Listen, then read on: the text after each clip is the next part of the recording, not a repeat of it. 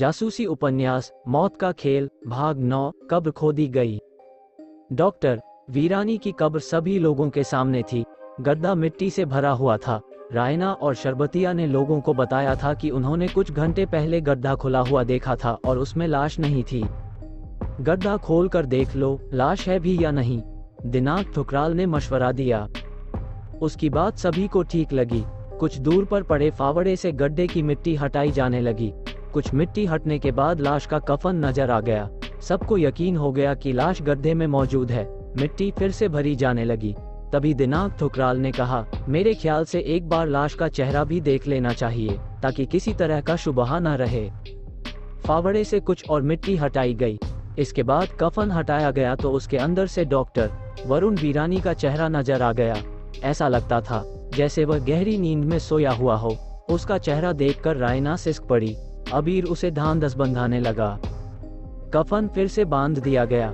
उसके बाद उस पर मिट्टी डाल दी गई। कब्र को जमीन के बराबर ही रखा गया था ताकि देखने पर वह अलग सी नजर न आए। इस काम से फारिग होकर सभी वापस कोठी की तरफ चल दिए। रास्ते में दिनांक ठुकराल ने राजेश शरबतिया से कहा, वैसे मेरी राय ये है कि लाश का विधिवत अंतिम संस्कार कर दिया जाए। इससे किसी तरह का खतरा हमेशा के लिए टल जाएगा, वरना लाश कौन रखाता रहेगा। बात तुम्हारी ठीक है, राजेश शरबतिया ने कहा, लेकिन लाश जलाए जाने पर उससे उठने वाली लपटें दूर से नजर आएंगी। आपको दिक्कत हो रही है तो मैं कहीं और अंतिम संस्कार कर लूंगी। रायना ने सख्त लहजे में कहा, मुझे डॉक्टर वरुण की बॉडी चाहिए। उसकी इस बात पर शरबतिया घबराकर ठुकराल की तरफ देखने लगा। ठुकराल ने उसे इशारों में कहा कि वह समझाता है रायना को। रास्ते में कोई कुछ नहीं बोला। कोठी पर पहुंचने के बाद ठुकराल ने रायना से कहा, रायना, हम सब तुम्हारे दुख में बराबर के शरीक हैं। डॉक्टर वरुण वीरानी की भरपाई कोई नहीं कर सकता है। कुछ देर खामोश रहने के बाद ठुकराल ने आगे कहा, यह भी सच है कि डॉक्टर वीरानी की यहाँ किसी से कोई दुश्मनी नहीं थी। ऐसे में उनकी मौत महज हादसा ही है। अगर उनकी मौत की बात बाहर जाती है तो हम सब मुश्किल में पड़ जाएंगे। दूसरे इससे कुछ हासिल भी नहीं होना है। बाकी दोस्तों ने भी अपने अपने तरीके से रायना को समझाया। नतीजे में रायना खामोश हो गई। वह किसी का विरोध नहीं कर सकी। वैसे भी इनमें से बहुत से ऐसे थे जिनसे डॉक्टर वीरानी की 20 साल की दोस्ती थी। कोठी पर कुछ देर बैठने के बाद धीरे धीरे सभी रवाना हो गए। कुछ देर बाद रायना भी जाने के लिए उठ खड़ी हुई। सदर दरवाजे से निकलते हुए उसने कहा, मैं कल फिर आऊंगी। रायना के जाने के बाद राजेश शरबतिया ने सुकून की सांस ली। बॉर्बी डॉल की तलाश साजन सलीम ने अपने कमरे पर पहुंचकर लिफाफा खोला। उसमें एक युवक और एक लड़की की तस्वीर थी। लड़की की तस्वीर देखकर उसकी आंखें खुली की खुली रह गईं। ऐसा लगता था ये तस्वीर किसी बॉर्बी डॉल की हो। थोड़ा लंबे से चेहरे पर छोटी सी नाक थी और खूब बड़ी बड़ी सी आंखें थीं। चेहरे की रंगत गुलाबी थी। उसे यकीन ही नहीं हो रहा था कि यह सचमुच किसी जीती जागती लड़की की तस्वीर है। उसने कई बार तस्वीर देखने के बाद उसे पलट दिया। उसके पीछे लड़की का नाम रायना लिखा हुआ था। उसके नीचे पता था। इसके बाद सलीम ने मर्द की तस्वीर पर भी एक नज़र डाली। उसके पीछे भी नाम और एड्रेस दर्ज था। दोनों तस्वीरों को उसने लिफाफे में रख लिया। कपड़े बदले और लिफाफे को कोट की अंदरूनी जेब में रखने के बाद बाहर आ गया। रायना को इम्प्रेस करने के लिए उसने घोस्ट से जाने का फैसला किया था।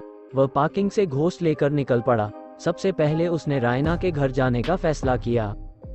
आधे घंटे बाद वह रायना के पते पर पहुंच गया। उसने उसकी कोठी के बाहर कार रोकी और बाहर निकल आया। यह एक बड़ी सी कोठी थी। वह गेट के बाहर काफी देर तक बेल बजाता रहा, लेकिन कोई भी बाहर नहीं आया।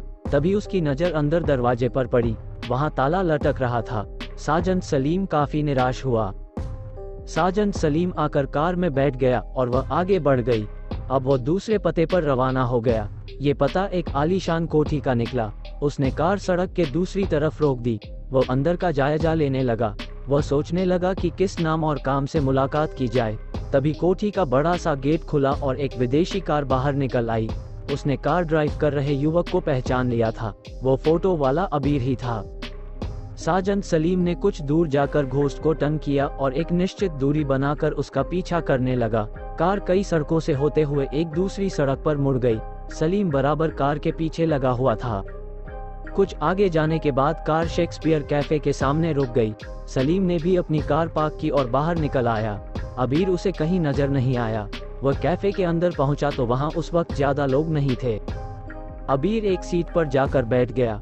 उस पर पहले से एक लड़की बैठी हुई थी, वो शायद उसका ही इंतजार कर रही थी।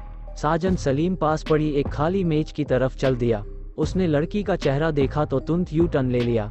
वो लड़की शनाया थी। उससे 31st नाइट की पार्टी में साजन सलीम मिल चुका था। साजन सलीम सीधे वॉशरूम चला गया। वहां पहुंचकर उसने अपने नथुनों में स्प्रिंग डाल ली। इससे उसकी नाक थोड़ा चौड़ी हो गई थी। इसके अलावा होठों पर बून स्टाइल की मूछें भी चिपका लीं। ये सब बदलाव करने के बाद उसने खुद को आईने में देखा। उसकी शक्ल काफी बदल गई थी। उसने कोट उलटकर पहन लिया और बाहर आ गया। वह आराम से टहलता हुआ शनाया के पास वाली मेज पर जाकर बैठ गया। शनाया और उस युवक में बहस हो रही थी। शनाया उससे कह रही थी, तुम झूठ बोल रहे हो, तुम्हारी तबीयत खराब नहीं थी। मैंने तुम्हारी कोठी पर भी कॉल की थी, वहां से पता चला था कि तुम घर पर नहीं हो। यकीन करो, मेरी तबीयत ठीक नहीं थी। मैं एक डॉक्टर दोस्त के यहाँ खुद को दिखाने चला गया था, अबीर ने कहा। झूठ मत बोलो अबीर, तुम पूरी रात घर से गायब थे। मैंने सब पता लगा लिया है। तुम्हें अगर मेरे साथ न्यू ईयर सेलिब्रेट नहीं करना था तो मना कर देते। कम से कम मैं इतनी सर्दी में ठिठुरने तो न जाती। देखो न बेबी, मैं तुमसे मिलने आया ना, अबीर ने कहा। क्या फायदा, मेरी न्यू ईयर पार्टी तो खराब हो गई ना। तुम नाराज मत हो बेबी, मैं नेक्स्ट संडे तुम्हें एक आलीशान पार्टी दूंगा। उसमें मैं और सिर्फ तुम रहोगी, तीसरा कोई नहीं। इस बात पर लड़की खुश हो गई। उसने कहा, तुम बहुत क्यूट हो शोना बाबू। तभी अबीर के फोन की घंटी बजी। फोन पर नाम देखते ही वो उठ खड़ा हुआ। उसने कहा, यार मुझे जाना होगा, एक इमरजेंसी मीटिंग है। ये कहते हुए अबीर तेजी से बाहर निकल गया। वो शनाया का जवाब तक सुनने के लिए नहीं रुका। कैफे से निकलते निकलते उसने फोन पिक किया और तेजी से पार्किंग की तरफ चला गया। सलीम भी बाहर आ गया था। हालांकि उसने बाहर निकलने में कोई तेजी नहीं दिखाई थी, क्योंकि वो किसी तरह का शक पैदा नहीं करना चाहता था। बाहर आने पर उसने अबीर की कार को पार्किंग से निकलते देखा। वह खड़ा होकर उसकी दिशा देखने लगा। उसके बाद वह भी घोस्ट पर सवार हो गया, सड़क पर आ गया। 3 सेकंड में ही घोस्ट 100 की स्पीड पर दौड़ने लगी। कुछ मिनट बाद ही उसने अबीर की कार को पा लिया। अबीर की कार की रफ्तार काफी तेज थी। कुछ देर बाद उसकी रफ्तार धीमी होती गई और वह होटल सिनेरियो की तरफ मुड़ गई। सलीम कार को कुछ दूर रोके खड़ा रहा। कुछ देर बाद वह घोस्ट को पार्किंग की तरफ लेकर चला गया। कार से निकलते निकलते उसने अपना रेडीमेड मेकअप हटा लिया था। वहां से वो सीधे होटल के डाइनिंग हॉल की तरफ गया। उसे उम्मीद थी कि अबीर वहीं मिलेगा। उसका अंदाजा सही निकला। वो एक कुर्सी पर बैठा हुआ था। उसके सामने बैठी युवती पर सलीम की निगाहें जमकर रह गई। यकीनन उसने ऐसी खूबसूरत लड़की कभी नहीं देखी थी। सलीम को लगा वो सुध-बुध खो बैठेगा। उसने खुद को संभाला और पास की एक मेज पर बैठ गया। सलीम को यकीन नहीं था कि रायना से उसकी इस तरह से अचानक मुलाकात हो जाएगी। रायना अबीर से कह रही थी, मैं एक परेशानी में फंस गई हूँ, मुझे तुम्हारी मदद चाहिए। कैसी परेशानी डार्लिंग? अबीर ने रायना का हाथ अपने हाथों में लेते हुए कहा, परेशान मत हो, मुझे बताओ क्या बात है। रायना ने कहा, मुझे डॉक्टर वरुण वीरानी की लाश चाहिए, वरना मैं लोगों को क्या जवाब दूंगी कि वो कहाँ चले गए। लेकिन तुम राजी क्यों हो गई थी उस रात उसे वहीं दफन कर देने के लिए?